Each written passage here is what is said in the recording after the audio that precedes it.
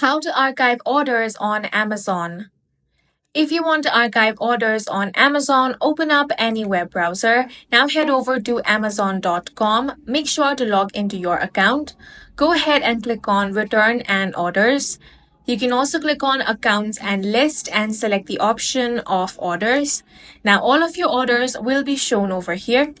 At the bottom of your order, you will find the option of Archive Order. Click on that option. Now here it's going to say you can archive up to 555 orders. Go ahead and click on the archive option. Now that order is going to be archived. If you want to view your archived order, all you want to do is click on this drop down, then select the option of archived orders, and here all the items that you have archived will be shown. And that's it for this video. If you found it useful, make sure to hit the like button and subscribe for more videos like this.